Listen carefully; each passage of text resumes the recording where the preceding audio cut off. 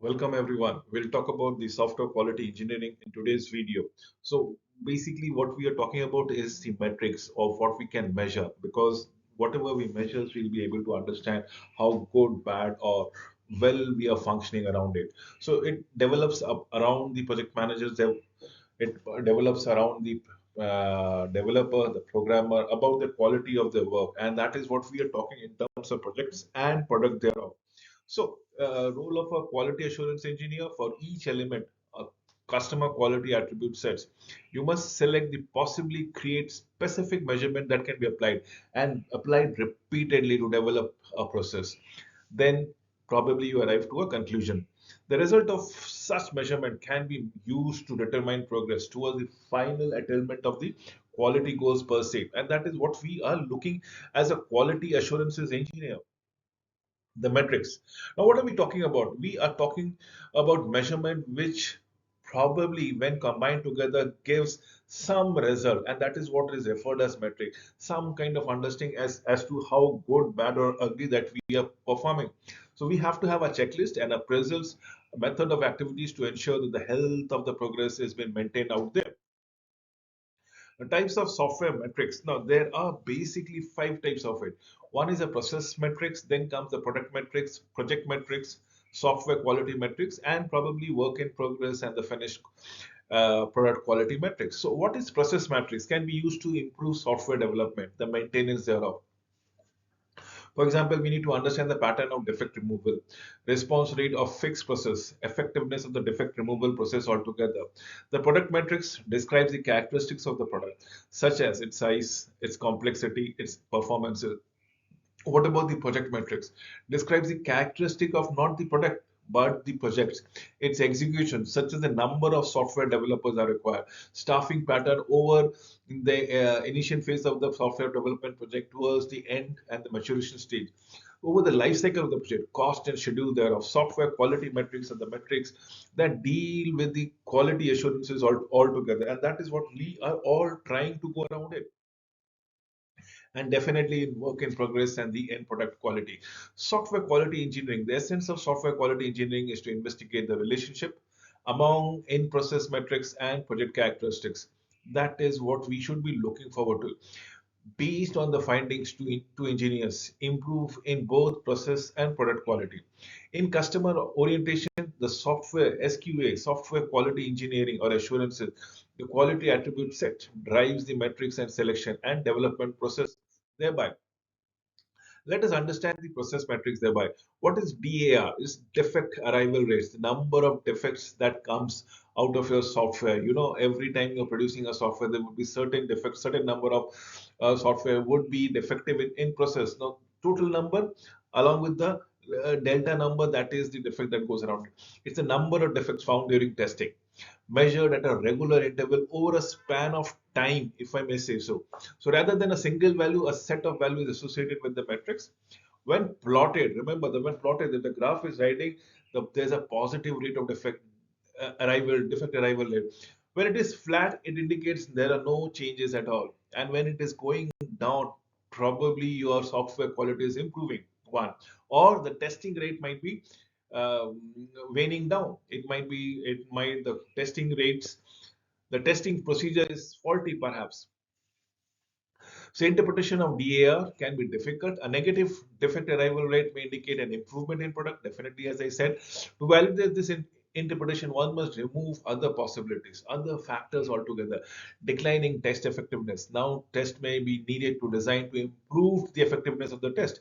May indicate understaffing in the test organization. A plot of DAR over a time span could be a useful indicator. Test effectiveness. Tests that always pass are considered ineffective. Such tests from the regression testing. If any one of them fails, a regression in quality product has occurred. Test effectiveness is measured at TE bar is equal to DE divided by TN, DN divided by TN, where DN is the number of defects found in a formal test, and TN the total number of production that goes around the formal test. So when calculated at a regular interval, if the graph rises over time, the effectiveness of test is improving. If the graph is falling over time, it is waning down. If the interpretation should be made in context of other metrics being used. Defect by phase. Fixing a defect early in the process is cheaper and easier and should be promoted. At conclusion of each discrete phase of development process, a count of the number of defects is taken and plotted to observe the trend. Defects by phase is a variation of defect arrival rates metric. Domain of the metric is the development of the phase rather than the regular interval. Interpretation: a rising graph might indicate the method used for defect detection in early phases altogether. A decreasing graph may indicate the effectiveness of defect removal in earlier phases. Now let me, we have spoken about defect arrival rate. Now let me say defect removal effectiveness, DRE. Remember, DRE is equal to nothing but DR divided by DR plus DT times 100. What is DR? DR is the number of defects removal prior to the release of the software. So what is DT? DT is the total number of defects that remains in the product at release. So you need to understand this is the total number of products that we are going around. Products which have been removed, and then there are products which might have been released altogether. So interpretation: effectiveness of this metric depends on the thoroughness and diligence with which your staff report defects. This metrics may be applied on phase to phase basis to gauge the effectiveness of defect removal phase. Weak areas in this process may be identified to improvement. The result may be plotted and trend may be observed and used to adjust the process. Now let us understand the defect backlog. Remember, it is a count of number of defects in a product following its release. It is usually measured at regular interval, plotted for the trend analysis. A more useful way to represent defect backlog is defect by severity.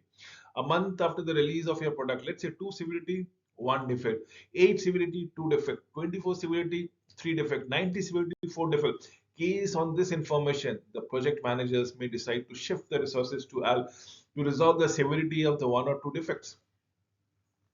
Such a high improvement request may be indicating to review the requirement gathering process. Now, what is BMI? The Backlog Management Index is a problem that arises after you have released the product in the market.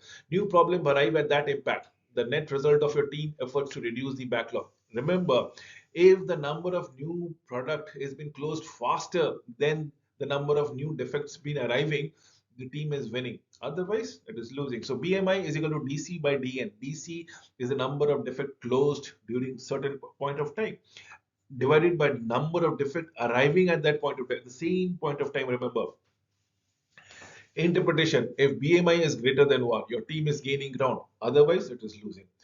A trend observed in plot may indicate the level of backlog management effort per se. So fixed response time, it is the average time it takes your time to fix a defect.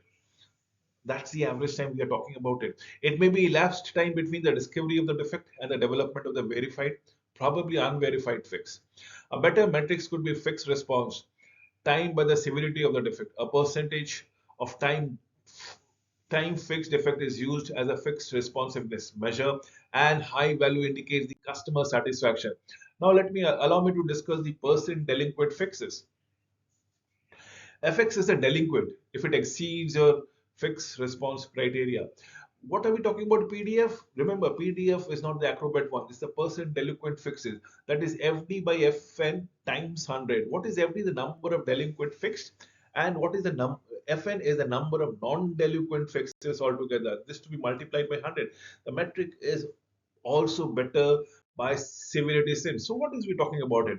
We are talking about defective fixes. Remember, a defect for which a fix has been prepared that later turns out to be more defective or worse, creates more problems. Remember, in fact, additional problem called a defective phase.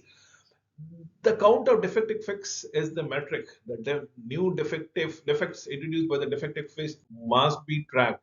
Let me talk about the product metrics. Now, defect density, the general concept of defect rate is the number of defect over opportunities for error during a specific time period.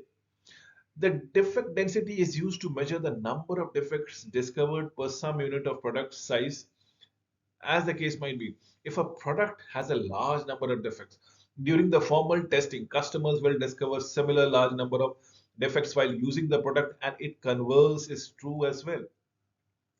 The answer to such question related to the customer defect tolerance may help you to select an acceptable value for the metric. Phase-wise application of metric is also very useful.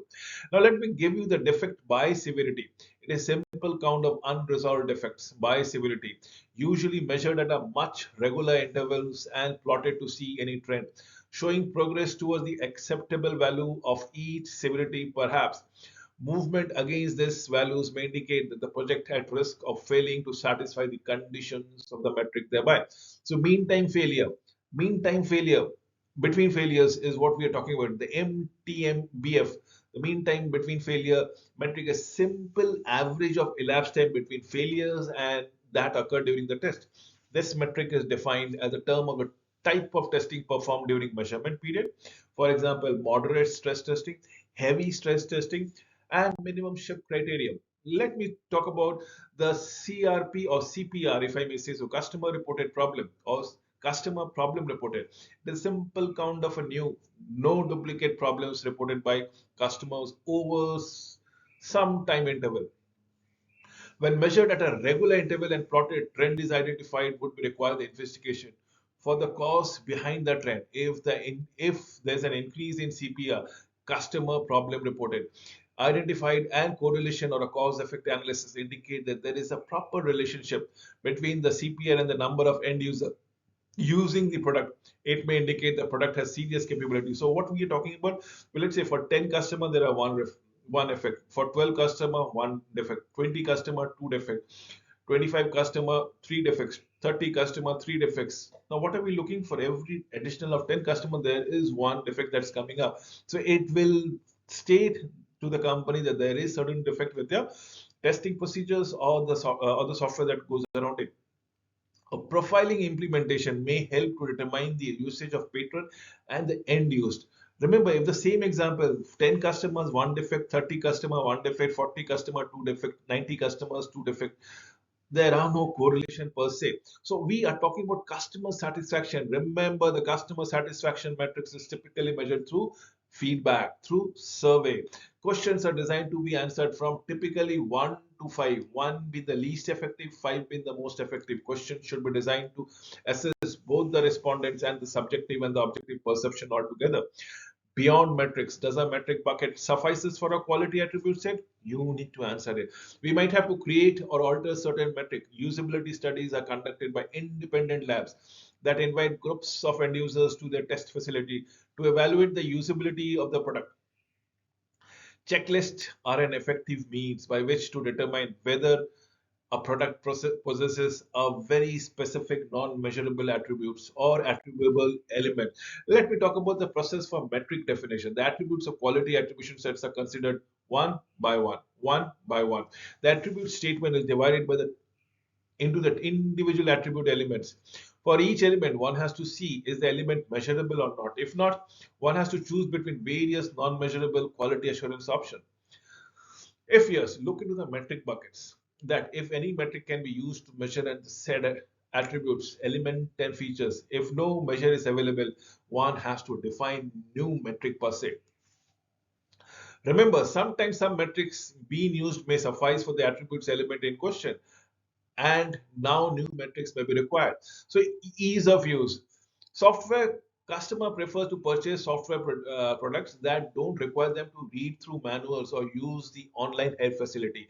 They are only interested in graphical user interface GUIs that look and feel like a product that they have been using regularly, such as the word processor, such as the spreadsheet program.